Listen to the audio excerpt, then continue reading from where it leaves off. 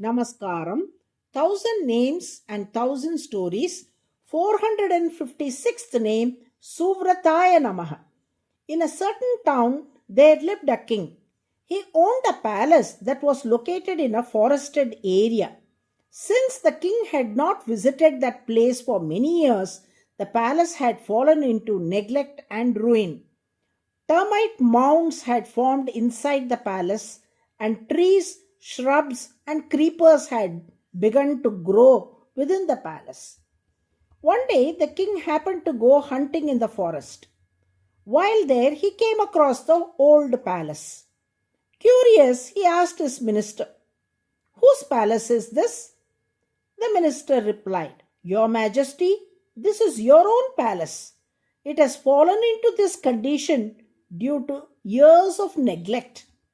The king was shocked and said, "What? A palace that belongs to me, the king, has been left in such a ruined state? This is unacceptable. Immediately remove all the filth and debris from inside. Clear away the trees, shrubs, and creepers. Restore the palace and build a beautiful garden and a pond around it. When I next come to this forest, I will rest only in this palace," he ordered. The king's men quickly set to work on restoring the palace. As instructed, they cleared out all the filth, cut down the overgrown trees, shrubs, and creepers, laid out a garden and a pond, and transformed the ruined structure into a palace worthy of royalty. When the king returned and saw the beautifully restored palace, he rewarded his men generously and took residence in the palace. Thirupan Alvar, who sang in divine ecstasy from the sacred feet to the crown of Lord Ranganatha, conveys this very story through his hymn, Amalanadi Piran. The deeper meaning is this: Lord Ranganatha is that king, and the heart of Thirupan Alvar is the palace. The sins of past births are the impurities that had accumulated within. Just as the king's attendants cleaned up the filth from his neglected palace so that he could take residence there, Lord Ranganatha, realizing the devotee's heart is his rightful abode, removes the impurities of sin and takes up residence within it. Thus, the Lord purifies and dwells in the heart of his devotee, just as a king reclaims and resides in his own restored palace. Here, Thirupan Alvar reflects deeply within himself. The Lord Ranganatha has removed my sins and chosen to dwell in my heart. But have I ever performed any severe austerities or penance to deserve this? No, I cannot recall having done anything of that sort.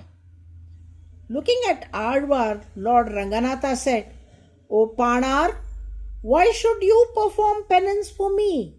It is I who perform penance for your sake." Thirupan Alvar, astonished, asked, "What are you saying, O Lord?" The Lord replied, "Yes, in Srirangam, I manifested in the midst of the twin Kaveris in water. At Tirupati, I appeared on the sacred hill in stone. In Kanchipuram, I emerged from the sacrificial fire in flame. In water, hill, and fire, I took form and waited just to gain devotees like you.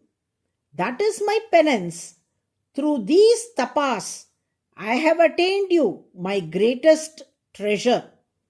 In this way, it is said that the Lord himself undertakes penance for the sake of leading his devotees towards liberation.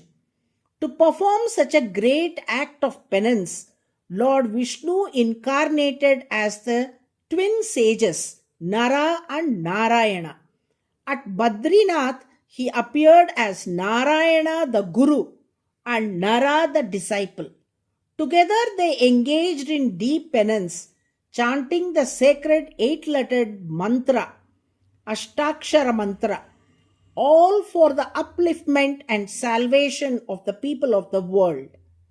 Because the Lord Vishnu undertakes such vows and penance for the well being and upliftment of his devotees, he is called SUVRATAAYA, the one who observes sacred and auspicious vows.